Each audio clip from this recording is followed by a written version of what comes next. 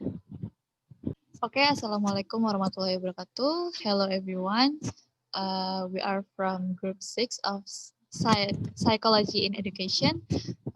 My member group is Raficha, Dyah, Ayuningtyas with student number A1B2-19106, Pedro Ignasius with student number A1B2-19107, and Shakilla Pebriansyah Putri with student number A1B2-19108, and me, myself, Meisya Syadrina Putri with student number A1B2-19109. Okay, so today in this video, we will presenting our group assignment. Okay, with the topic is measurement and evaluation. For the first material will be explained by Raficha Dyah Ayuningtyas. To Raficha, time is yours. A definition of measurement is the process of giving a number or an attempt to obtain a numerical description of, of a level where students have achieved a certainly characteristic. Measurement is closely related to a process of finding or determining quantitative values. Measurement is always done of a quality, attribute, or variable of a thing or a person. Psychologists and educationists are mainly concerned with the variables and attributes. The process of measurement converts the variable into variety which used for drawing inferences. For example, intelligence is quantified in terms of IQ and achievement variable is measured in terms of scores.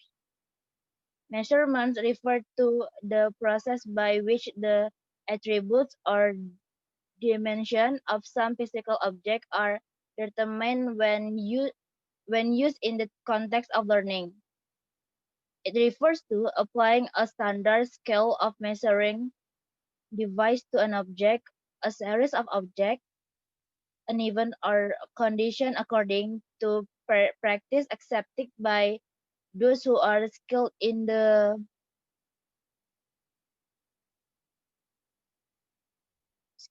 use of the device or scale. Characteristic of good measurement tool. First, it should be valid. Should be valid if validity of the test refers to truthfulness. It refers to the extent to which a test measures what it actually wishes to measure. Suppose we want to know whether its numerical reasoning test is valid. It really measures the reasoning ability. The test can be said to be valid. Jadi yang pertama tuh harus valid. Validitas suatu tes itu mengacu pada kebenarannya dan mengacu pada sejauh mana tes pengukuran apa yang sebenarnya ingin diukur. Misalkan kita ingin mengukur tes penalaran numerik valid. Jika benar mengukur kemampuan penalaran, maka tes tersebut bisa dikatakan valid. Yang kedua, should be reliable. Reliability means that consistency of measuring instrument, how accurately it measured. It refers to the faithfulness of the test to express in a general way. If a measuring instrument measures test to express in constantly, it is reliable. For example, a test is administered on English to the student of a class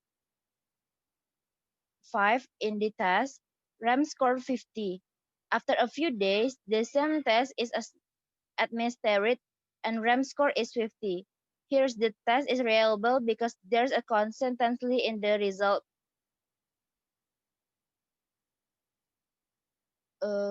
Jadi yang harus dapat diandalkan. Keadaan berarti konsisten. Alat ukur berarti penilaian harus sama dan tidak ada perubahan.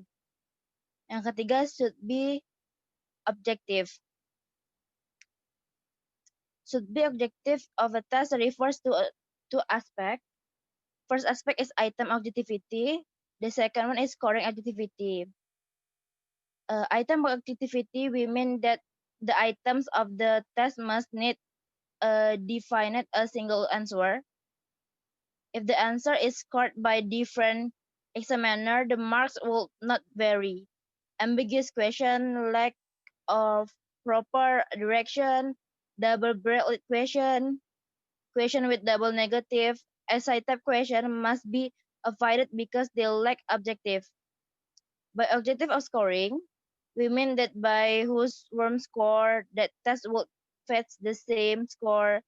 Thus, mostly the objective types question should be formed to maintain the objectivity of the test, and then should be economical. A measurement tool should be less time consuming. The cost of the test must be reasonable so that the school or educational institution can afford the parts and use it. Jadi dia juga harus ekonomik. Alat pengukuran dan penilaian itu harus menghemat waktu, biaya ujian harus masuk akal agar sekolah atau lembaga pendidikan mampu membeli dan menggunakannya. Should be easy in scoring. The scoring procedure of the test should be clear and simple. The scoring direction and adequate scoring key should be provided to the score so the test is easily scored. Should be available. Some standard tests will well known all over India, but they are not easily available. Such tests have less usability. It's desirable that in order to be usable, the test must be readily and easily to available. Jadi harus tersedia dengan mudah. Ada beberapa kayak tes standar terkenal di seluruh Indonesia atau di seluruh negara, tapi ada beberapa tempat tidak dapat memudah aksesnya gitu. Should have a good, attractive get up or appearance. The quality of papers used, typography and printing, letter size, spacing, pictures, and diagrams presented its binding speech for pupils' response. For example, it need to be very good quality to attractive. Should be usable and practicable. Usability refers to practicability of the task and the teaching learning situation. By usability, we mean that degree to which the task or the measuring tool can be successfully used by teachers and school administrator. Should be comprehensive and precise. The test must be comprehensive and precise. It means that the items must be free from ambiguity. The direction to test item must be clear and understandable. The direction for administration and for scoring must be clearly stated so that classroom teacher can easily understand and follow with them. And the function of measurement is, for the first is prognosis function. Prognosis function is the first function of measurement. In the prognosis function, tests reveal differences among people's performance at this moment. All the decision involve prediction. When the psychologist test it mentioned, for example, the IQ test, it's given the student in a school predict their academic performance. Jadi fungsi prognosis ini nih di pengukuran nih untuk mengetahui kemampuan siswa dalam kinerja akademis mereka. Nah, yang kedua itu diagnosis function. The second measure of function of measurement in diagnosis is the prognosis function refers to level of the student with regard the certain characteristic. But the diagnosis is come to the awareness. Jadi kalau prognosis lebih ke mengetahui kinerja siswa, kalau di diagnosis nih lebih untuk mengetahui kelemahan kesulitan siswa dalam belajar. And the last is the research function. The third major function of the measurement is verification of scientific hypothesis of the researches. The use of measurement of the research purpose, however, is not much when we compare the prediction and diagnosis. This is because a measurement is usually considered a completely valid measure of certain human characteristic. An investigation must treat test score in this experiment as a accurate quantification of a real and useful variable. Measurement provides more objective and dependent basis for comparison than raw impression. Those valid generations are made on the basic accurate measurement. Jadi yang terakhir itu fungsi penelitian. Fungsi utama itu mengukur dari verifikasi hipotesis ilmiah penelitian, namun menggunakan pengukur untuk tujuan penelitian tidak seberapa jika dibandingkan dengan prediksi diagnosis. Ini karena pengukuran biasa dianggap sebagai ukuran yang sepenuhnya valid dari karakteristik manusia tertentu. Jadi seorang penyidik harus memperlakukan nilai tes dalam percobaan ini sebagai suatu penghitungan yang akurat, yang nyata, dan berguna. Pengukuran memberikan dasar yang lebih objektif dan dapat diandalkan untuk perbandingan daripada tayangan kasar. Jadi generalisasi yang valid dibuat atas dasar pengukuran yang akurat. I think that's all my material. Thank you. Okay, thank you for Raficha. So the next material will be explained by me. So I will discuss about the need of for measurement. And the first one is quantitative measurements. So the achievement of the students usually depends on the nature of tasks, such as teacher-made tasks, standardized tasks, and etc. But the achievement also depends on the physical and mental health of the students, the level of their preparation and motivation during the test. So the marks obtained by the students in different subjects in terminal examinations and expressed in percentage of marks obtained as the aggregate is an example of applying quantitative measurement. The second one is qualitative assessment.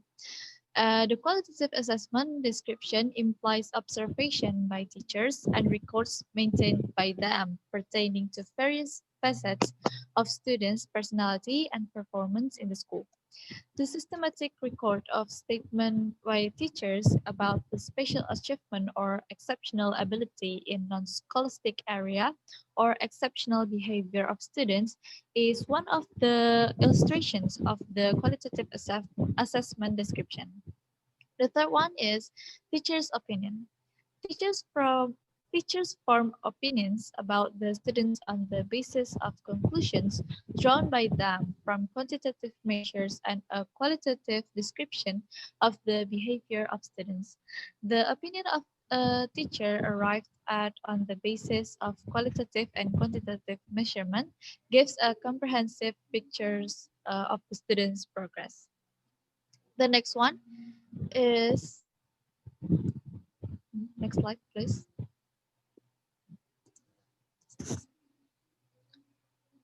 Okay, the next one is methods of measurement. So these methods have 8 methods. So the first one is test. So a test consists of a set of questions to be answered or tasks to be performed. Tests are used to assess the ability or trait in question. Psychological and educational tests are a standardized procedure to measure quantitatively or qualitatively one or more than one aspect or trait by means of a sample of verbal or nonverbal behaviors. Items of a test are placed in increasing order of difficulty, and its procedure of administration is standardized to ensure maximum objectivity.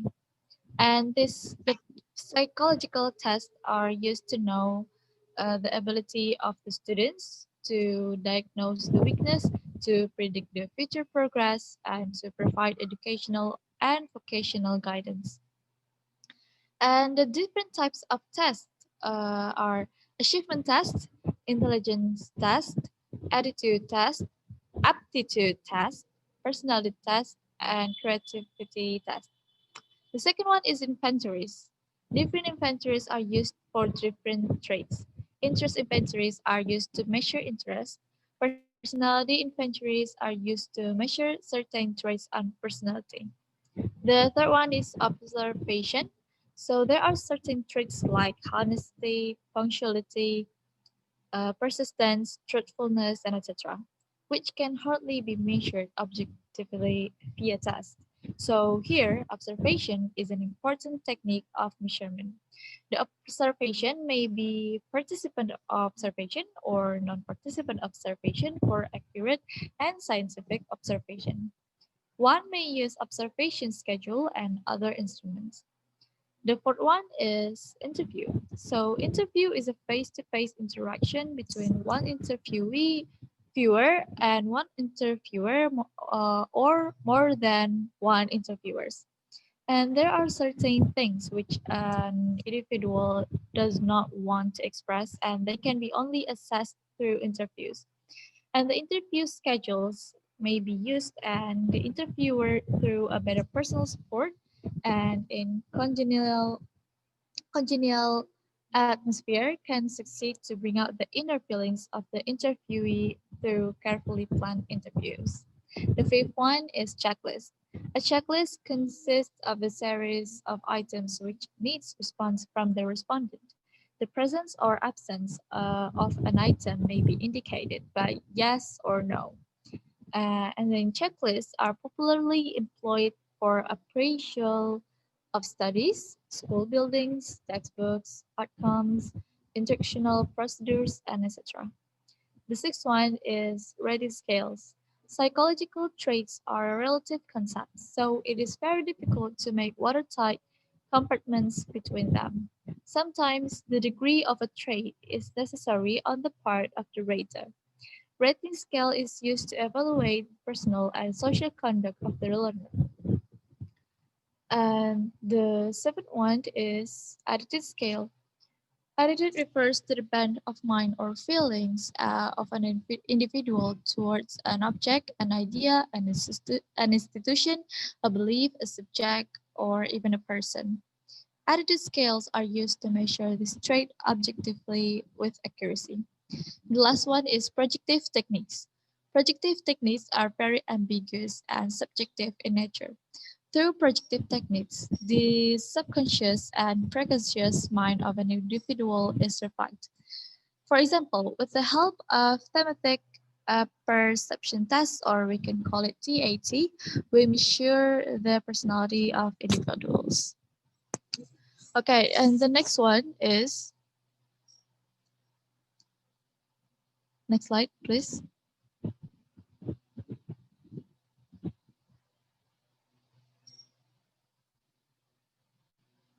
Raficha.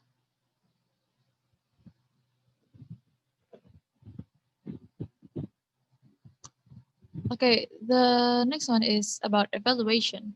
So evaluation is a systematic and continuous process to determine the quality or value and meaning of something based on certain considerations and criteria in the framework of decision-making relationship between evaluation and measurement. Zainul and Nasution state that teachers measure variety student abilities. When the teacher goes further in interpreting scores as a result of these measurements using certain standards to determine the value on the basis of certain considerations, the teacher's activities it has gone further into evaluation.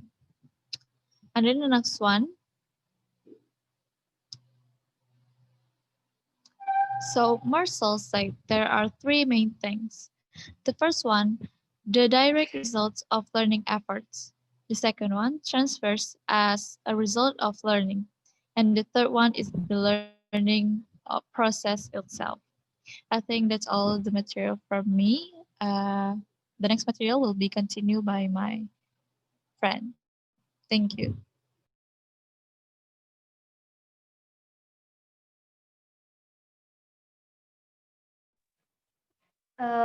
Baik, terima kasih Meisya. Saya akan melanjutkan materinya itu tentang the characteristics of evaluation. It is a systematic process. It measures the effectiveness of learning that experience provide. It measures how far the instructional objectives have been achieved. It uses certain tools like test, observation, interview. It is a continuous process. It is a subjective judgment. It is a philosophical in nature. It includes quantitative description, qualitative description, and value judgment. It gets data from measurement. It not only determines the magnitude, but also adds meaning to measurement. It involves values and purposes. Jadi, jadi ada beberapa hal yang menjadi ciri khas dari evaluasi, yaitu yang pertama sebagai kegiatan yang sistematis. Pelaksanaan evaluasi haruslah dilakukan secara berkesinambungan. Nah, sebuah program pembelajaran seharusnya dievaluasi setiap akhir program tersebut. Dan yang kedua itu adalah dalam pelaksanaan evaluasi dibutuhkan data dan informasi yang akurat untuk menunjang keputusan yang akan diambil.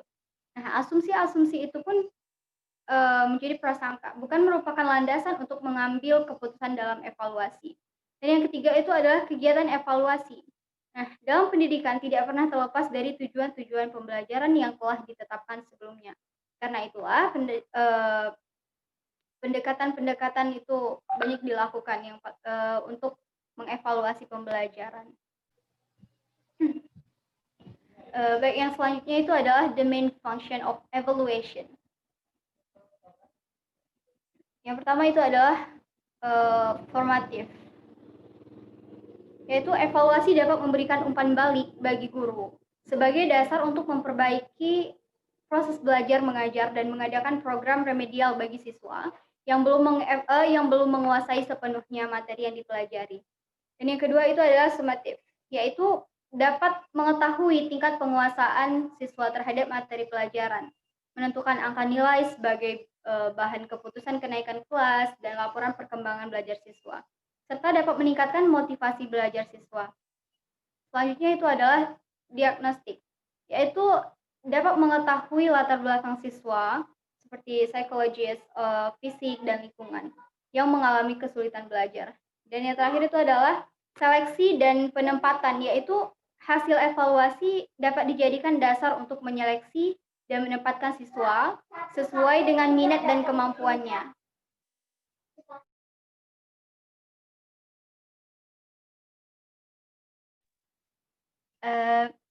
Next slide, Raficha.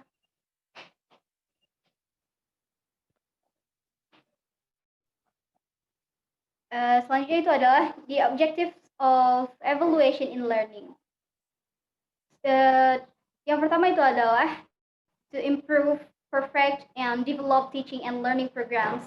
Yang kedua, to see the productivity and effectiveness of teaching and learning activities.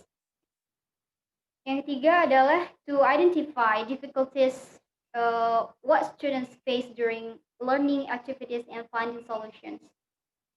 Dan yang terakhir itu adalah to improve and perfect teacher activities. Okay, the next material is about external and internal evaluation. The first, external evaluation.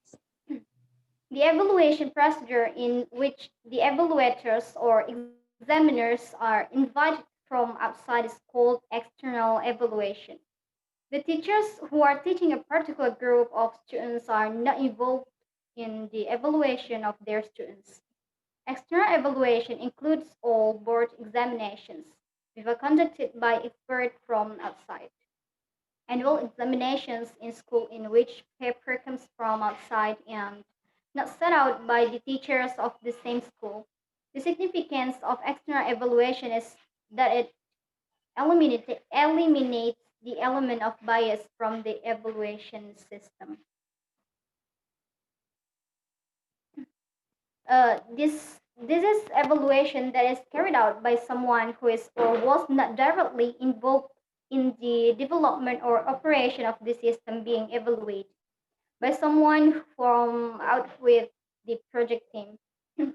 Clearly, Such an external evaluator has a number of advantages, bringing it is to be hoped objectively, like of faced interest and the ability to look at matters from a fresh perspective. An extra evaluator also has a number of disadvantages, however, most of which are related to relative value systems and to the lack of involvement the evaluator has had in project related decisions. Such an evaluator may not, for example, fully appreciate why the development team chose to act in a particular way or appreciate the thinking that lay behind certain decisions. The project team may also feel tricked by the evaluator and feel that alien values or negative.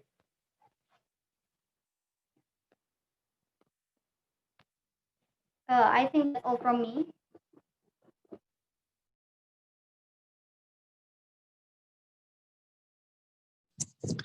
Okay, for the next material will be explained by Pedro. Pedro, time is yours. Okay, thank you, Meisya. I will continue the material, and the next one is internal evaluation. Okay, internal evaluation is the evaluation in which the teacher and the examiner are the same person. Jadi maksudnya nih dalam evaluasi internal nih, guru atau seseorang yang mengevaluasi ini adalah orang yang sama. The same teacher teaches a particular subject and himself or herself sets the paper and evaluates the achievement of the students. Dan guru yang sama juga mengajarkan pelajaran tertentu dan dirinya men-set sebuah kertas dan mengevaluasi achievement yang telah dicapai oleh muridnya. No external expert is invited in this type of evaluation. Yang mana berarti dalam internal evaluasi ini nggak ada campur tangan dari luar, melainkan yang mengevaluasi ini adalah guru itu sendiri. Class test, unit test, weekly test, monthly test, quarterly test, and all are the examples of internal evaluation. Jadi contoh internal evaluasi ini, pertama ada tes kelas, unit test, tes mingguan, tes bulanan, dan quarterly test. Dan di sini ada beberapa, beberapa tujuan atau keunggulan dari evaluasi internal ini. Yang pertama, it helps in finding out students' progress. Jadi dari evaluasi internal ini kita bisa tahu sejauh mana progres yang ada pada siswa tersebut. Yang kedua, remedial teaching can be organized for weaker students. Jadi yang dimaksud adalah jika seseorang atau seorang murid mendapat nilai bisa dibilang rendah, kita bisa memberikan remedial atau semacam pelajaran tambahan untuk siswa yang mendapatkan nilai rendah ini. Yang ketiga, teachers himself or herself comes to know about his or her own and their students' weak areas. Jadi, karena internal evaluasi ini, guru sendiri bisa tahu di mana area mana yang mereka rasa mereka tuh kurang. Dan tidak hanya guru, mereka juga bisa tahu kelemahan murid tuh di bagian mana saja. Dan yang terakhir, it helps in building strong foundation of student. Next slide.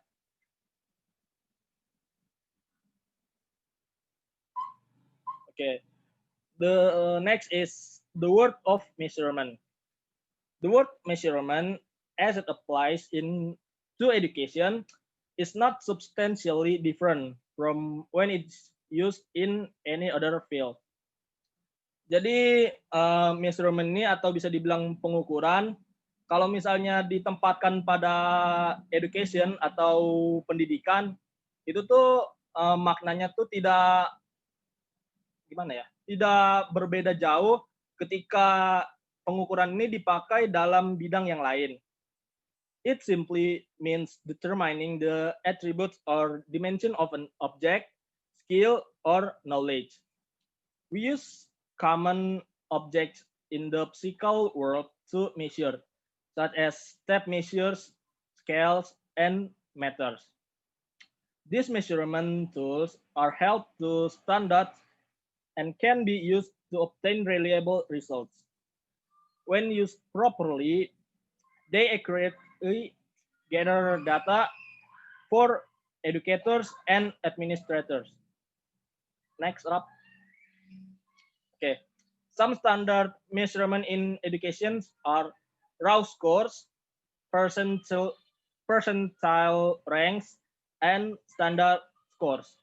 Jadi dalam pengukuran ini, standar pengukuran dalam education atau pendidikan ini ada 3.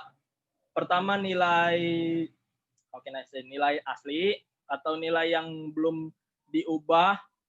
Kedua ada rank dalam bentuk persen, dan ketiga ada nilai standar. In education, evaluation is the process of using the measurements gathered in the assessment.